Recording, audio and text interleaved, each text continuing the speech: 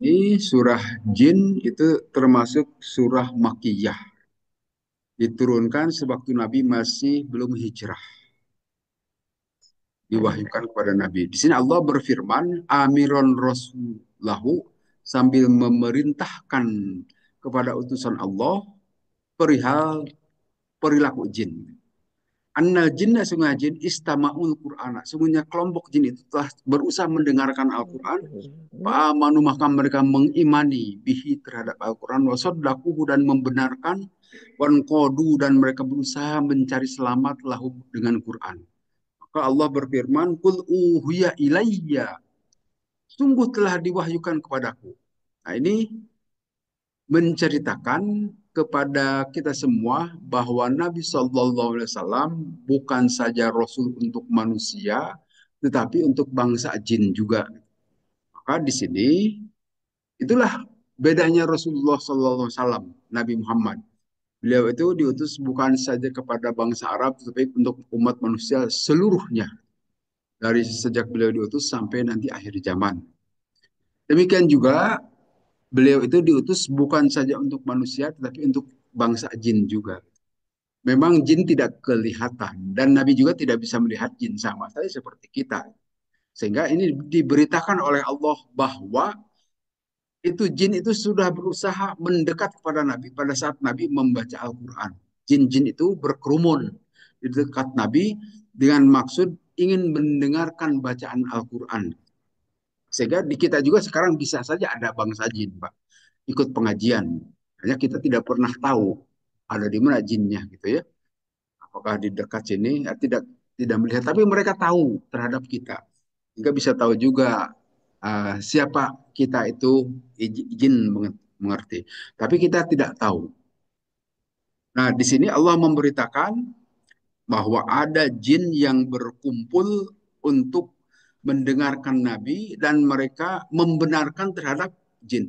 Tapi perlu diketahui bangsa jin juga itu adalah ya tidak semuanya beriman. Banyak juga jin-jin kafir itu yang mungkin sama seperti manusia kan, kan manusia juga tidak semuanya beriman. Yang beriman itu belum tentu sepertiganya kan. Dari 7 miliar manusia yang Islam itu kurang dari 2 miliar kan manusia itu. Dan itu juga macam-macam, tidak semuanya taat juga kan, tidak semuanya menjalankan, ada yang ngaku-ngaku Islam KTP itu. Jin juga begitu. Jin juga gitu kelakuan. Ada jin yang soleh, betul-betul seperti juga manusia. Ada yang terus taat melaksanakan ajaran Islam, tetapi ada juga yang asal-asalan. Itu tidak jauh beda dengan perilaku manusia seperti kita ini. Kemudian di sini Allah memberitakan fa'amanna, maka kami mengimani terhadap Al-Quran itu. Walan nusyirka birabbina ahada. Dan kami tidak menyekutukan terhadap Tuhan kami. Itu jin. Dan tentu saja ada keunggulan di sini. Ya jin itu tidak bisa kita lihat, tapi mereka bisa melihat sehingga mereka ya keunggulannya di situ tidak bisa kita lihat. Sehingga kalau mau menggoda kita, ya kita tidak tahu bahwa itu sesungguhnya ada jin yang suka berbisik-bisik ke dalam hati kita. Dan jin itu bisa masuk ke dalam tubuh kita, itu masalahnya, Pak. Kalau kita kan tidak bisa masuk ke tubuh jin, tapi kalau jin bisa ada di dalam diri kita. Hati-hati itu. Apalagi nanti dijelaskan dalam sejumlah hadis ada jin korin. Jin korin itu yang menyertai manusia kemana-mana selama hidupnya. Jadi tahu perilaku kita sehari-hari. Tiap pagi kita suka sarapan bubur, misalnya. Jin tahu itu kan. Suka minum kopi, jin tahu. Sehingga apabila kita sudah meninggal, suka ada yang marah kayangan, gitu kan. Nah, yang marah kayangan itu bukan roh kita. Ada roh manusia yang boro-boro kembali ke dunia. Kalau bisa kembali ke dunia, ya kembalilah ke jasadnya, jadi manusia lagi. Tapi itu adalah jin korin. Nah, sehingga kalau nyurup kepada seseorang, tahu perilaku kita yang seperti tadi. Biasa pagi-pagi merokok, kemudian makan bubur dan sebagainya. Dia juga minta kepada kita sediakan bubur, sediakan rokok dan sebagainya. Karena tahu perilaku kita sehari-hari. Dan itu juga sudah luka biasa ini. Kadang-kadang kan ada berita orang itu sudah meninggal, tapi orang seseorang yang tidak tahu bahwa dia sudah meninggal, loh saya kemarin baru ketemu dengan dia gitu kan. Nah, dia yang kita ketemu itu itulah jin korin. Tapi tidak bisa diajak ngobrol mungkin ya. Kalau ya bisa saja ngobrol, tapi dia belum tahu bahwa sesungguhnya orang itu sudah meninggal gitu. Nah, bisa saja terjadi. Itu perilaku jin itu. Kemudian, tapi jin yang beriman juga sama. Mereka menyatakan keberimanannya kepada Allah dan tidak menyekutukan kepada Allah. Tapi bangsa jin juga tidak sedikit yang durhaka. Nah, bilangan jin itu jauh lebih besar dari manusia. Karena jin itu tidak mati-mati kan. Kematiannya itu nanti hari kiamat. Jadi jumlah mereka tetap beranak pinak, punya anak-anak, punya tuyul gitu. Anak-anak jin itu yang nakal-nakal. Seperti manusia juga punya anak. Tapi kalau kita manusia itu sedikit demi sedikit meninggal. Sehingga jumlahnya itu ya sampai saat ini kan 7 sampai 8 miliar lah penduduk muka bumi itu. Tapi kalau jin berarti lebih besar lagi dari 8 miliar. Lebih besar, lebih banyak. Karena kalau seseorang meninggal, jin korinya tetap masih hidup. Bahkan jin yang pernah menggoda Nabi Adam juga sekarang masih hidup juga kan, belum mati-mati. Hanya di mana tinggalnya wallahu alam. Kelihatannya yang suka yang kuat godaannya itu ya, termasuk yang suka menggoda para haji itu. Oh, godaan untuk para haji itu besar. Kelihatan jin-jin yang telah berpengalaman lama. Uh, itu kata-kata jin, Fa'aman nabihi, kami menyatakan keberimanan kepada Allah dan kami tidak menyekutukan kepada Allah seorang pun. Itu jin yang beriman. Sama seperti manusia juga begitu. Wa annahu ta'ala jaddu rabbina dan sungguh maluhur kemaha perkasaan Tuhan kami semua. Ah, di sini jadullah itu ala huwa qudratu. Kemahakuasaan Allah, kekuasaan Allah, kemahabesaran Allah. Demikian maha tinggi, maha luhur. Itu jelas siapa Allah. Jin juga mengerti. Apakah ada jin yang beragama selain Islam? Bisa saja, mungkin mungkin saja. Sama seperti manusia, ada yang tidak semuanya Muslim kan? Demikian juga di sini Allah menyatakan mattakhadha sahibata wala walada. Ini kata jin. Allah itu tidak mengambil sohibah. Sohibah maksud di sini istri gitu. Wala walada dan tidak juga mengambil anak. Ini kata-kata jin. Mereka juga tahu yang meyakini Allah bahwa Allah tidak punya istri dan juga tidak punya anak. Itu di bangsa jin. Ada demikian juga di bangsa manusia, tapi tidak sedikit di bangsa manusia yang mengakui macam-macam gitu ya. Tidak pantas dinisbatkan kepada Allah. Tidak pernah mengambil istri dan juga tidak punya anak. Ta'ala an nittihadis sahibah. Maha luhur Allah dari mengambil istri wal aulad dan juga anak-anak. Wala tajinu tunazzahu rabbu ta'ala jalaluhu wa azamatuhu. Maha suci Tuhan kita yang maha luhur keagungannya dan kebesarannya. Hina aslamu pada saat mereka masuk Islam, mu'amanu dan mereka mengimani bil Qur'ani dengan Al-Qur'ani. Anit tikhodis sohibah dari mengambil istri wal walad dan juga anak. Itu keyakinan bangsa jin seperti itu. Dalam hal ini mereka punya pengetahuan lebih dibanding manusia kan. Walaupun nanti kalau manusia hebat juga bisa melebihi jin juga. Seperti contohnya Nabi Sulaiman ya, dan seterusnya. Kemudian wa annahu kana yaqulu syafihuna Allah syatadar dan sesungguhnya pemimpin-pemimpin kami kadang-kadang berkata tapi huna itu yang bodoh-bodoh dan antara kami yang di sini dalam tafsir Ibnu Katsir disebutkan iblis. Ya iblis itu pemimpin mereka, eh, tokoh mereka yang pertama. Iblis itu syatoto berkata yang jur mengandung kebohongan. Sama seperti di kita juga kan tidak sedikit kita mengikuti jadi pengikut orang-orang besar, tapi orang besar itu belum tentu berkata benar. Kadang-kadang menyesatkan. Tidak sedikit pemimpin-pemimpin di manusia juga. Artinya alam jin dan alam manusia tidak jauh beda dalam hal ini, kan? Wa anna dhanna allan taqwa insan wal allan taqwa insu wal jinnu 'ala Allahi kadiba. Dan kami menduga bahwa tidak akan pernah berkata manusia dan jin terhadap Allah kebohongan. Artinya di sini mahasbun Allah annal insana wal jinna yatama'alun alal kadibi 'ala Allahi fi nisbatin sahibah wal walad. Jadi manusia yang benar mengetahui tentang Allah tidak akan pernah menisbatkan Allah memiliki istri ataupun anak. Karena Allah itu tidak berjenis kelamin, bukan seperti manusia, ada laki-laki, ada perempuan. Allah itu maha suci, tidak sama dengan makhluk. Walam yakul lahu kufuwan ahad, gitu kan? Tidak ada yang sekufu, tidak ada yang setingkat dengan Allah.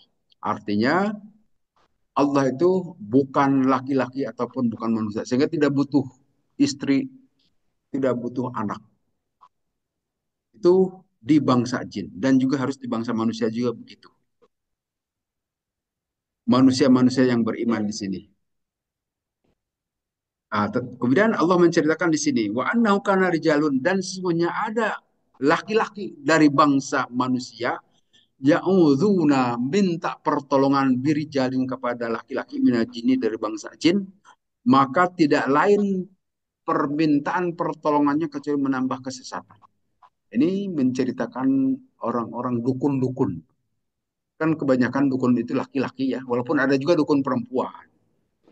Jadi di sini diceritakan ada juga dukun-dukun itu, dukun yang suka meramal dan sebagainya tanpa secara ilmiah, tanpa ada pendukung bukti-bukti secara alami gitu kan. Tapi dengan cara melihat ini akan begitu, akan begitu. Nah, itu nyanyi hawanan kan. Itu bekerja sama dengan jin. Mungkin dia bisa tahu karena diberitahu oleh bangsa jin.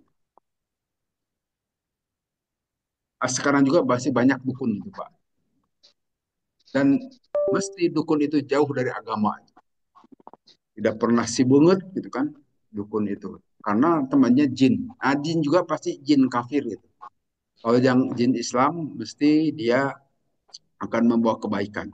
Nah, di sini disebutkan tidaklah menambah pertemanan dari bangsa manusia laki-laki dengan bangsa jin kecuali menyesat makin menjauh. Dan bisa juga terjadi kontrak kerja antara jin dan manusia itu. Ya seperti kita pernah melihat kan pesulap Amerika itu David Copperfield gitu, bisa terbang dan sebagainya. Itu sebetulnya dia tidak terbang tapi diusung oleh jin-jin itu kelihatan hebat gitu. Karena kita tidak melihat jin, tapi seolah-olah dia terbang dan sebagainya. Atau ada yang aneh-aneh, yang di luar nalar. Kecuali kalau sulap-sulap menggunakan trik, yaitu buku belum pakai jin lah gitu. Yang tapi kalau yang sudah di luar nalar itu bisa kerjasama dengan jin dan itu dinyatakan dalam Al-Quran bisa terjadi. Kunna naro andalana fadlan al insi. Nah, ini kata jin. Sungguhnya kami memiliki kelebihan dibanding dengan manusia.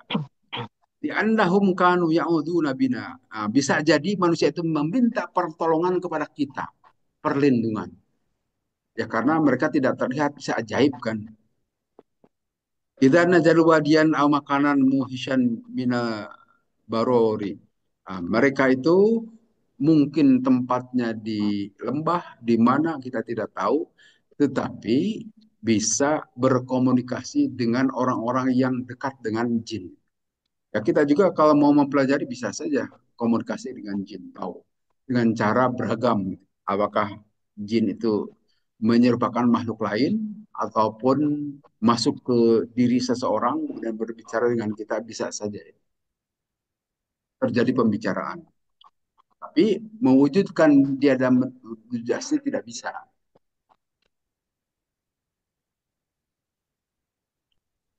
Nah, kemudian karena jinnu yufarriquna mina insi kami yufarriqul insu minhum aw asyad.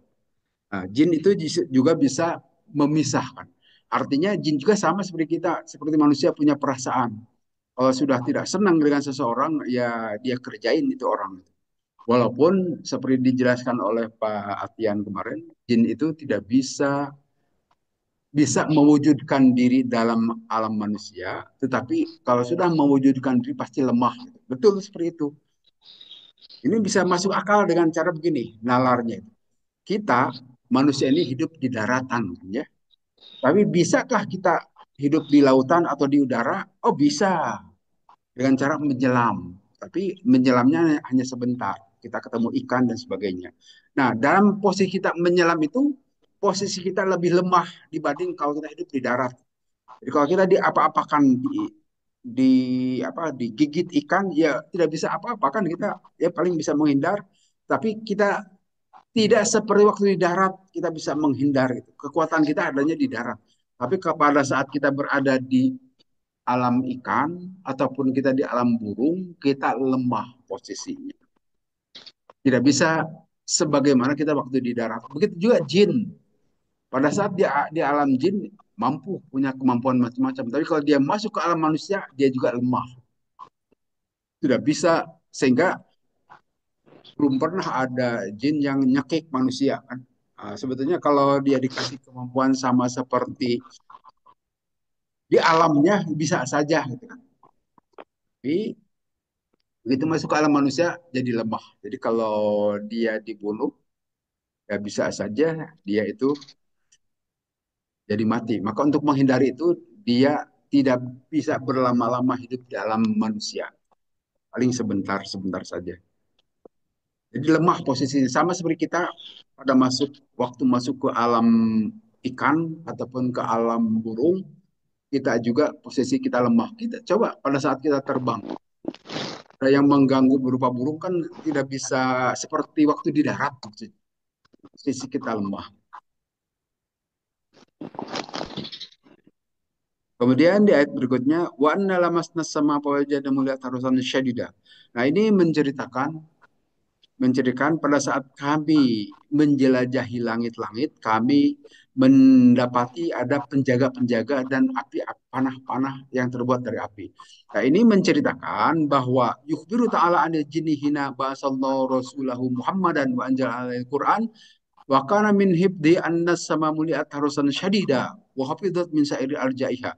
Bahwa saat ini langit-langit itu, lihat langit maksudnya, itu tidak bisa lagi ditembus oleh jin-jin. Kalau sebelum diutus Nabi Muhammad SAW, mereka itu bebas berkeliaran terbang ke sana kemari. Dalam hal ini walau alam, maka mereka punya sayap gitu ya, bisa terbang. Tapi kenyataannya bisa menjelajah langit, bisa terbang.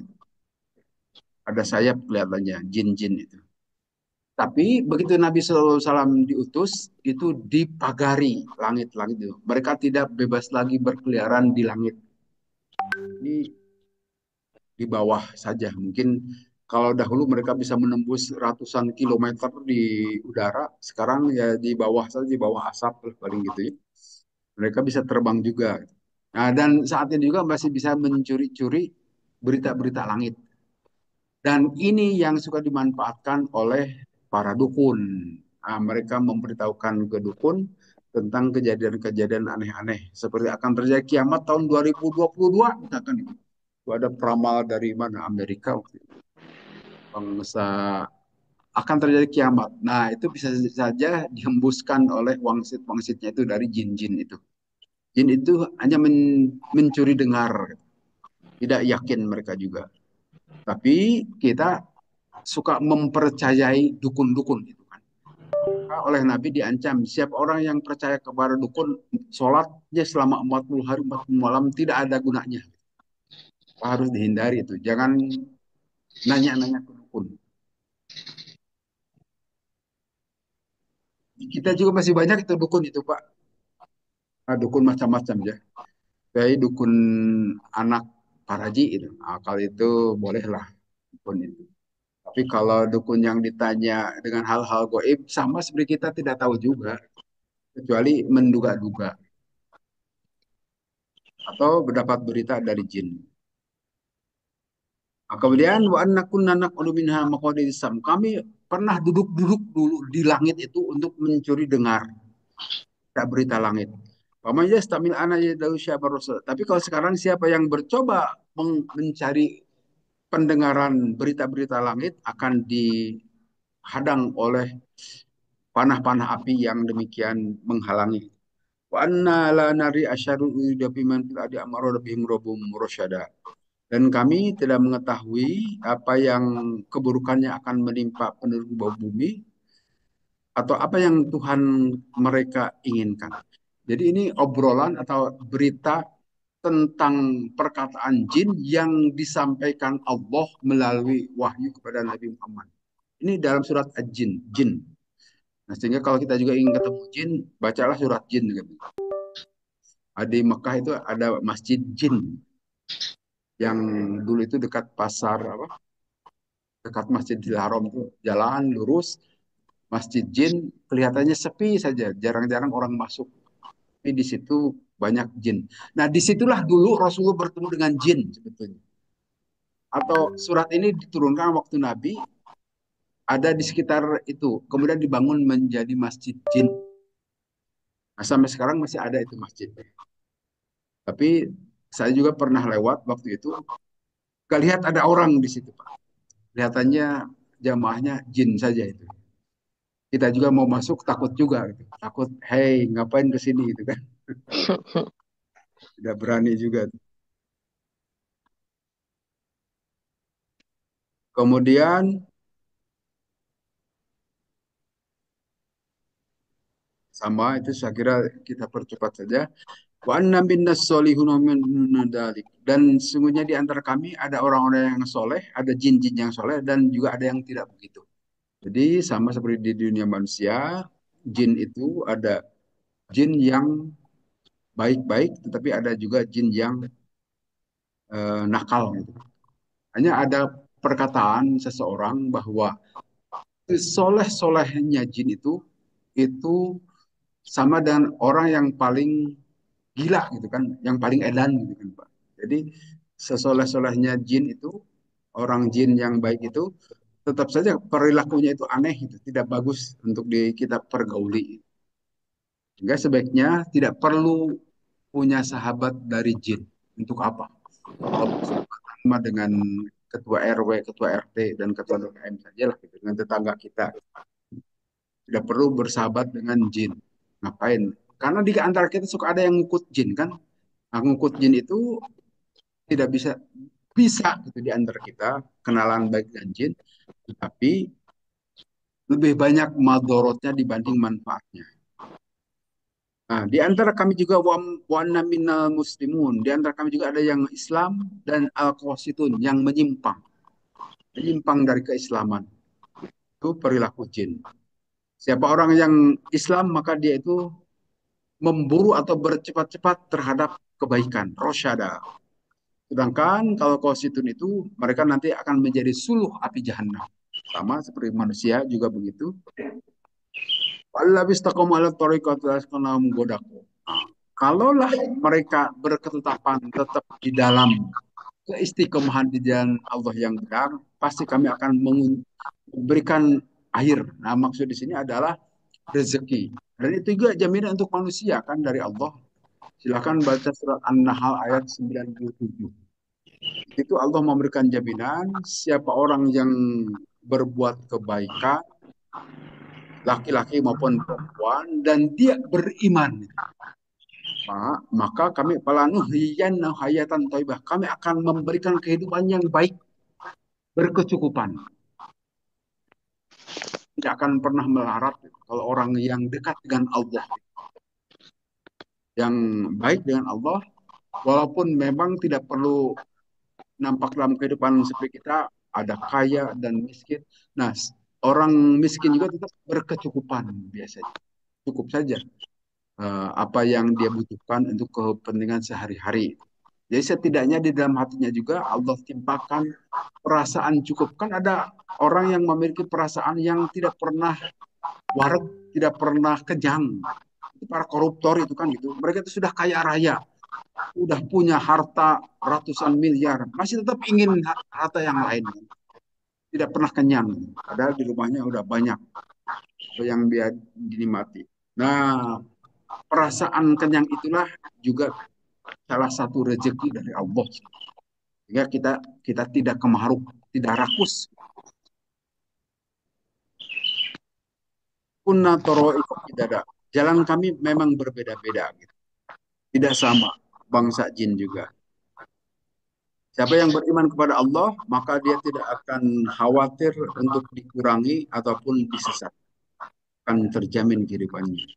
Kemudian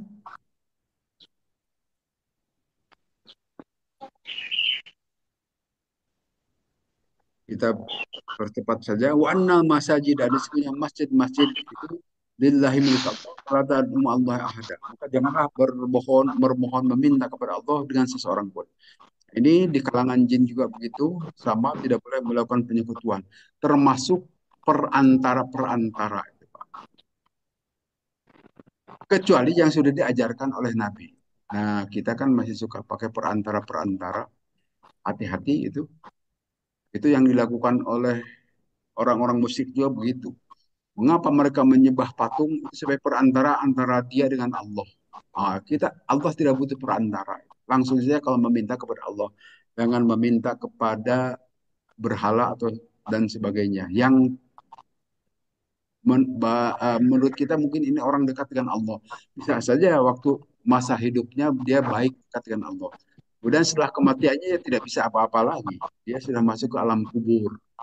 Kalau sudah di alam kubur itu ya tidak bisa melakukan ritual lagi. Ya sudah. Kecuali kalau kita menggunakan wasilah sesuai dengan yang diajarkan oleh Nabi. Seperti berwasilah dengan amal soleh. Itu ada hadisnya. Saya pernah menyampaikan berulang-ulang dahulu. Walaupun sekarang bisa jadi pada lupa lagi. Nah, amal soleh itu bisa kita memohon kepada Allah dengan maksud misalnya begini. Kita dalam keadaan kesulitan, membutuhkan pertolongan Allah dengan segera. Nah, kita menyebutkan amal soleh yang pernah kita kerjakan sebelumnya dan kelihatannya memberikan manfaat kepada orang sebanyak-banyaknya. Itu boleh kita sebutkan. Nah, itu wasilah. Itu ada hadisnya kalau itu. Tapi kalau minta-minta kepada kuburan para wali, kuburan orang tua, ataupun kuburan nabi, sekalipun itu tidak boleh.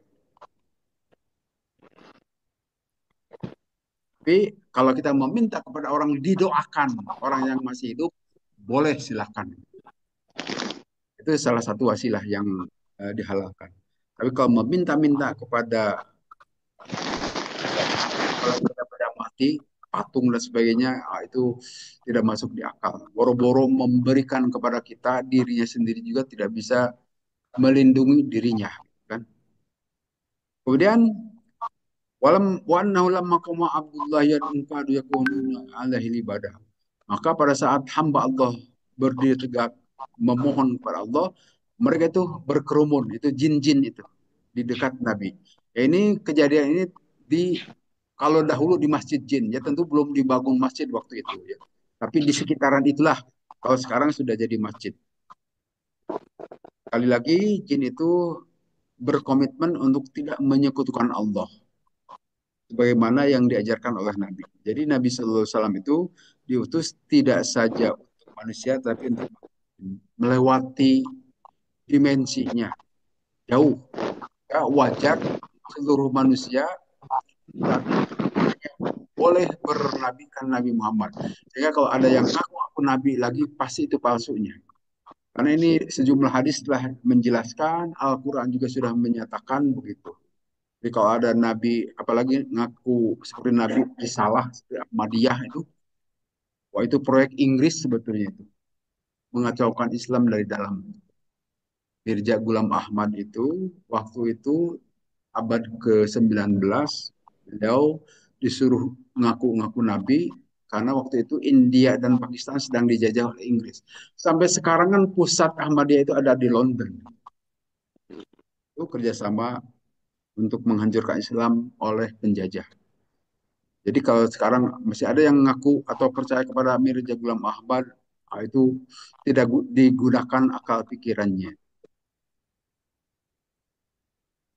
tidak mengerti sejarah. Harus silakan baca sejarahnya. Kemudian, kemudian ada sabda Rasulullah SAW begini. Wa annal masajida. Masajid itu tentu saja itu zaman dari masjid. Nah, masjid itu zaman itu, apalagi Nabi waktu diutus di Mekah, belum ada masjid lain kecuali Masjidil Haram kan. Belum ada masjid di Sukarapih juga ini. Belum ada masjid agung, masjid Istiqlal dan sebagainya. Sehingga diartikan masjid itu atau tempat-tempat sujud. Jadi kalau kita ada dimanapun walaupun tidak di masjid, silakan sujud, boleh.